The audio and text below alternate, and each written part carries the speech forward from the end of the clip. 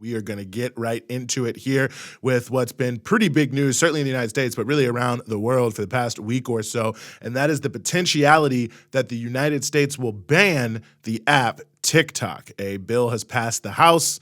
Now there's some issues vis-a-vis whether it's going to even be taken up in the Senate, how, when, and what's going on there. But Biden has said that if a bill comes to his desk to essentially ban TikTok, that he will sign it. So to get into all of this and why this is happening, we are very, very honored to be joined here once again on the show by KJ No, who's a peace activist, a scholar on the geopolitics of Asia, and an organizer with Pivot to Peace.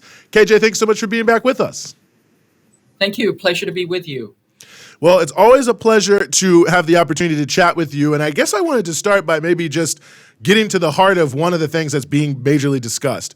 Those who are promoting a TikTok ban are essentially saying that there is no TikTok ban, that all of this is just, being overwrought and inappropriately explained, and that in fact all they're doing is trying to protect the data of TikTok users here in the United States, but that there is no technical quote unquote TikTok ban. So what is actually on the table? Why is it being called a TikTok ban? And what do you think about those who are trying to do muddy the waters perhaps on that issue?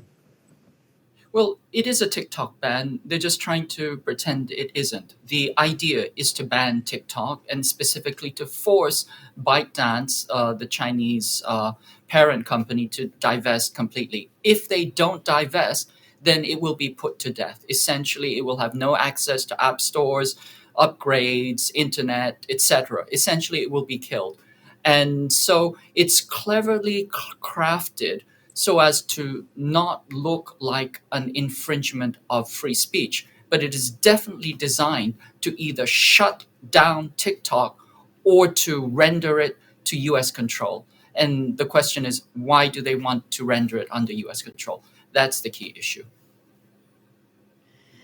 And so when we talk about, I think there's a few things happening here. I mean, one, there seems that this is part of that sort of broader tech war, right? Where the US wants its social media giants to maintain hegemony over, I guess, the means of communication and how people, I guess right now, TikTok is used by a lot of people in the US, particularly younger generation. So that's one aspect of it.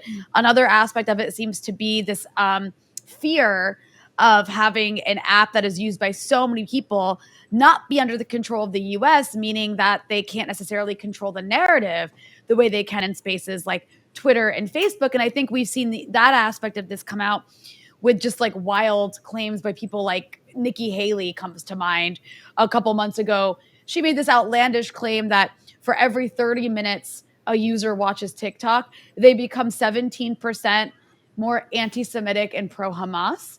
So, and then of course we have, pro-Israel groups in the US have been lobbying, it appears, to get TikTok banned because we know that TikTok has been used by a lot of younger people and people in general to push pro-Palestine content, to expose the Israelis for what they're doing. I mean, the Israelis have been using TikTok a lot to show their own crimes. All that's to say, KJ, can you speak about the, I guess, tech giant aspect of this? How much of this is about narrative control versus maintaining U.S. tech company supremacy over the internet? I think it's both, and the two are intimately interconnected. The US has narrative control because it is tightly enmeshed, it's in bed with major tech companies.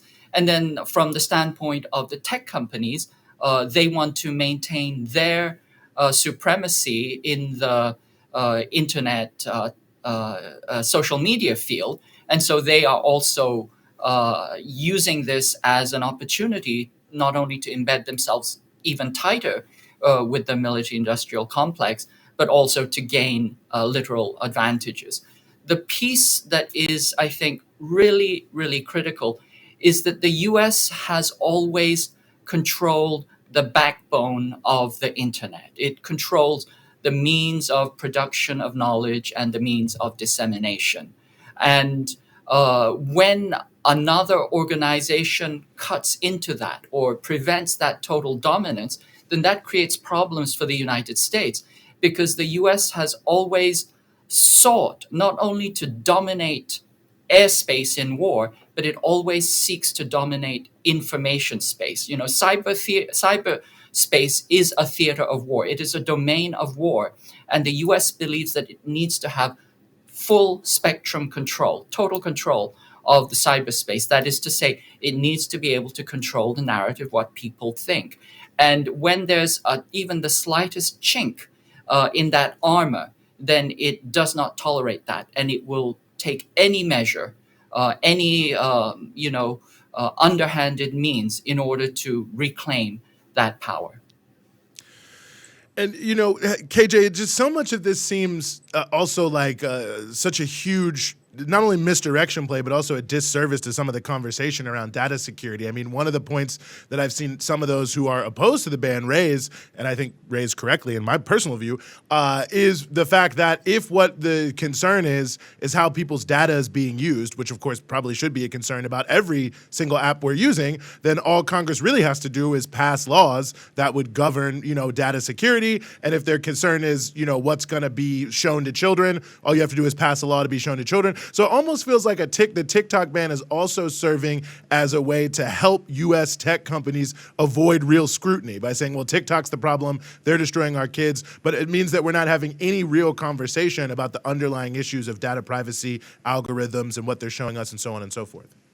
You're absolutely correct. If they were serious about privacy, about abuse of personal information, about harm to children or to viewers in general, they should pass that legislation. This has nothing to do with that. All of this is about attacking China, a quote unquote, an adversary or under the influence of an adversary. Any company that falls under the influence of an adversary can be forced to divest.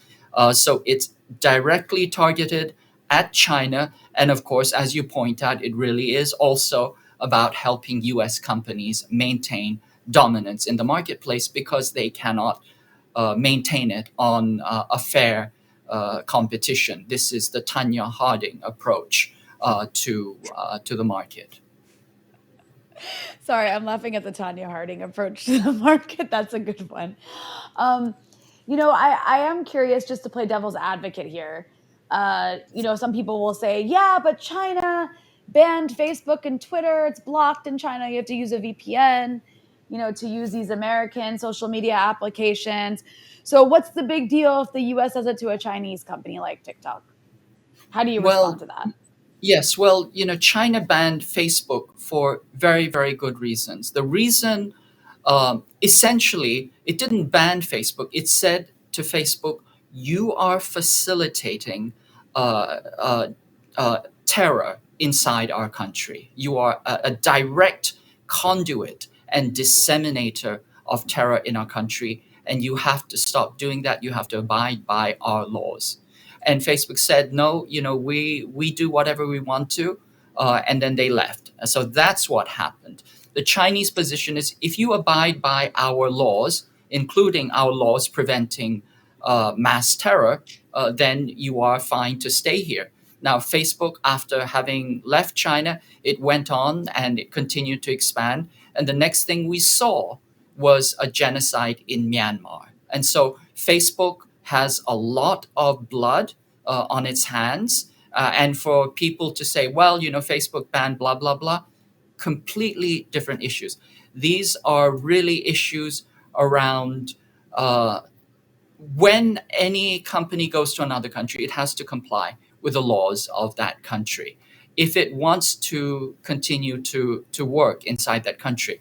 What is happening here in this situation is the US is trying to game the market in favor of its own companies and in favor of its own narrative dominance by violating almost every international law that is on the books and also doing away with any notion of a fair marketplace. No, I think those are incredibly good points, and also notable because Twitter, Facebook, all these people, they take down anything in India that the Modi government says take down, but somehow in China it's this evil thing. One other aspect of this, KJ, I'm curious your thoughts about is the treatment that the CEO of TikTok has gotten in front of Congress and in the media. I mean, he's from Singapore. I believe he is a Chinese descended person, but he's from Singapore. But the way that he's been portrayed as an Asian person is almost like, look at this guy. How could they not be a Chinese, influence operation? Yeah, absolutely. I mean, TikTok is stationed in Singapore.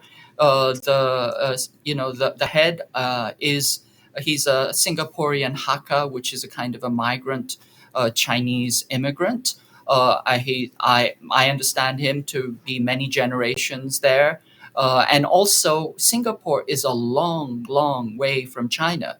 And then the other piece related to your earlier question around data is that all of TikTok's data is stored in Oracle servers inside the United States, I think in Texas. So all of this shows that it's completely, unwarranted, to charge any security threat or privacy threat, because TikTok abides by U.S. laws because it's stationed, stores its data inside the United States. And then to confound a Singaporean with a Chinese, I mean, it's I don't know how to explain this. It's like, asking a Brazilian, whether they are a member of the Portuguese Communist Party. It's absurd. And anytime you ask a question like that, you just show how completely out of touch and how completely idiotic you are by asking such a question. I mean, it really is so insane that to have watched the CEO be subjected twice to that sort of line of racist interrogation by sitting members of the U.S. I don't know, was it like foreign intelligence committee? I'm not even sure which one, but just completely disgusting. But I'm also curious. Okay, let's say this ban. Well, first of all, they're promoting it, and the liberal, sort of mainstream liberal media is also going along with this. They're reporting it as though they are giving TikTok an option. They're like, either essentially sell your company to, I don't even know who, you can specify what they want them to sell it to, or you're getting shut down. So if they actually go through with this, you mentioned that it violates various international laws.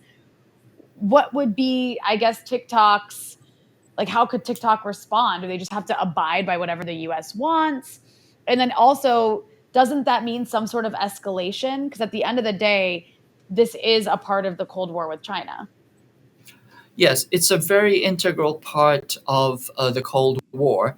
And, not only does TikTok have means to respond, I mean, certainly I'm sure it will take it to court because I believe it is on strong legal footing, but also China could retaliate. They could simply do tit for tat. There are a lot of US companies in China that could be banned or forced to sell their property and their assets under this kind of fraudulent national security. If the US claims fraudulent national security claims, I mean, any country could do this. This kind of opens up a free-for-all that is very, very damaging to economies in general. So I'm kind of astounded that they really want to, kind of dynamite the entire system this way. It's very, very foolish.